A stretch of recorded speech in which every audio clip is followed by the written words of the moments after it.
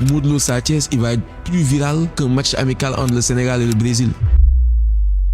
Même si le Sénégal joue en éliminatoire de Coupe du Monde ou Coupe d'Afrique, Modou Lo Sa Thiès aura beaucoup plus d'audience. Ibrahima Faye, surnommé Buzz, fondateur de Lutte TV, administrateur de Buzz Pro Inc. et du groupe RFI Media. J'ai mis en place la VAR dans la lutte sénégalaise, les Lutte TV Awards pour récompenser les meilleurs lutteurs. Il y a eu aussi ce Top 100 Lutte TV. Donc, il y a eu beaucoup d'innovations. Ce business model de pay-per-view, est-ce que le Sénégal est le premier pays africain à l'implémenter? Jusqu'au moment où je vous parle, je ne vois pas de pays en Afrique de l'Ouest qui fait du pay-per-view. Comment est-ce que ça a été accueilli dans le monde de la lutte? Énormément critiqué. Et ils pouvaient même t'insulter sur les réseaux parce que les gens à l'époque ils se disaient que proposer des combats en pay-per-view c'est pas normal. Les promoteurs n'avaient pas compris la vision. Et ils passaient leur temps à chercher des sponsors, ils en trouvaient pas. Donc après tous les promoteurs se sont mis au pay-per-view. Le pay-per-view a permis d'entrer dans une nouvelle ère de telle sorte que là on a eu beaucoup plus de combats. Les cachets de lutteurs, on est revenu à 100 millions, 150 millions et là maintenant même on parle de 200 millions.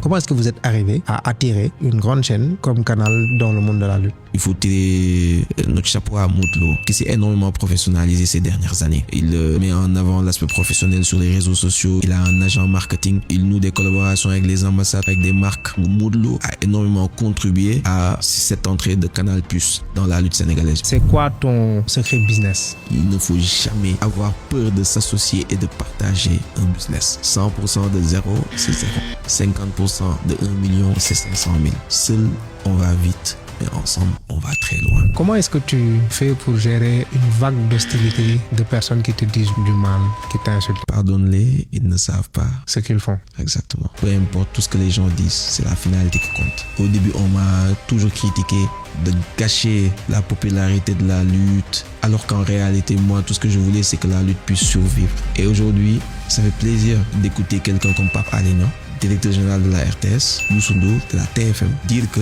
le pay-per-view a sauvé la lutte. Sans le pay-per-view, la lutte était morte.